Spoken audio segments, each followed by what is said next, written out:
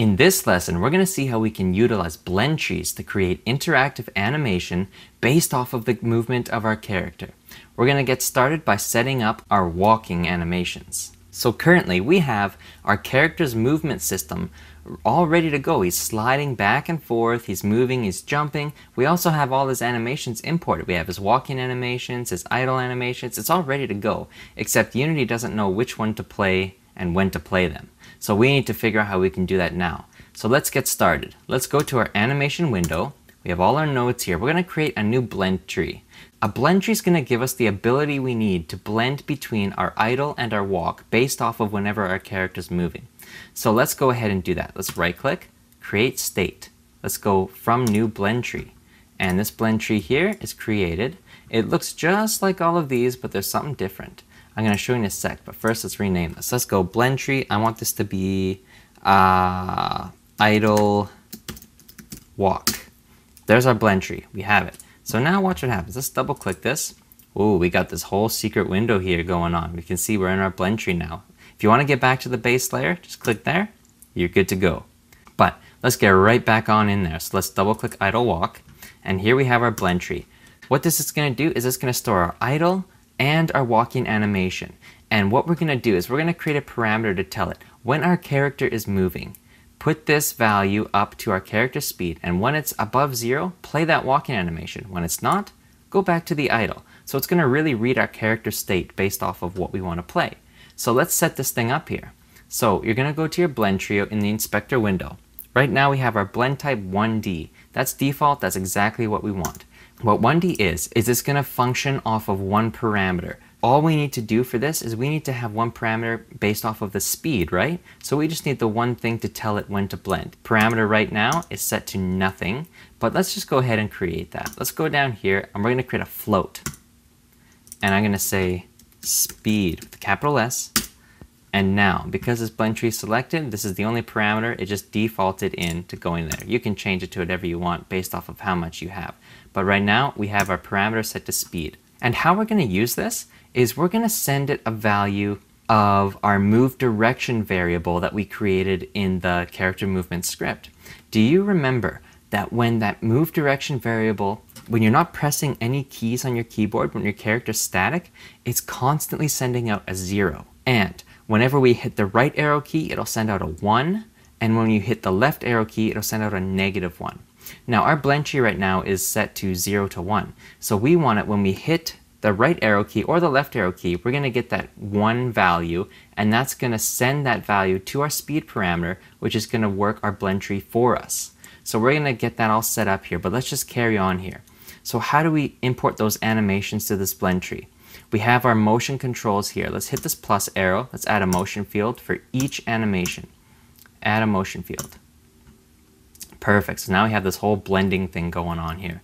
So now we have these two motion fields, and these are going to say which animations are going to be within our blend tree. Top one, let's just set our idle. Let's click on that little arrow and let's find our idle animation. Now we have it up in there, and let's go, we want our walk. So let's click here and let's go walk. Perfect. So now our thresholds, this is going to say what value do we start switching to this. So right now it's set to automate thresholds, and we have this, we don't really have control because it's just automating it in a really weird way. I like to have full control, so let's uncheck this. And let's say, whoa, idle is going to be when it's at 0, and walk is going to be when our value is 1. It's going to blend, and it's going to go 0 to 1. When it's at 1, walk. When it's at 0, idle. You can see these things highlighting based off of that. So we're all set up here for our blend tree. Now we just need to figure out through script how we can send that move direction value to this animation parameter. So let's open up our character movement script, scripts, character movement, and let's figure out how we can do this. And I'm in my character movement script, and first off I need to create a variable, and this variable is going to hold that animator component on our sprite object. So let's comment out, we need to create a variable to store the animator, right? So first I'm going to create this comment. I'm going to say variable to access WrapTucks animator component. Okay, so let's create a private variable type animator, I'm going to name it anim. All right, obviously this is just a private variable, and the variable type animator, meaning it can store an animator component, and then I'm going to name it anim. Now, whenever you're creating an animator component on a script, typically a default name for that variable is anim, especially if it's the local animator component on the object that you're writing the script on. For example, our player. This is a player script. I'm going to say anim to access that player's animator. Now, if you're accessing an animator off of another game object, say like the dagger, then you write anim dagger. You can be more specific, right? But just a good standard to say anim. Most programmers will follow that, so they'll be easily recognized. So I'm going to save this where we're at right now, and let's go down. Now we need to actually assign that animator to this variable, okay? So let's go down. Where do we want to do that? We want to do that as soon as we start playing Unity. So right now we have this void start built-in function. I'm going to change this. I'm going to say awake. Why awake? Because it's crucial that this animator variable gets that animator component in it as soon as we start playing, so we can start messing around with our character, right? And the awake function is going to be called the first thing through any script. It's going to be called before your update, it's going to be called before your start function, and it's going to be called if the script is not even active. So let's now assign that animator component to this anim variable. To do that, I'm going to type it out, then I'll explain it here. So we need to go anim equals game object dot get component in children. Okay, and we want to say animator. There you have it. I'm just going to comment this out before I go into further detail. Say assigning our character's animator component to our variable. All right, so what the heck? What is this?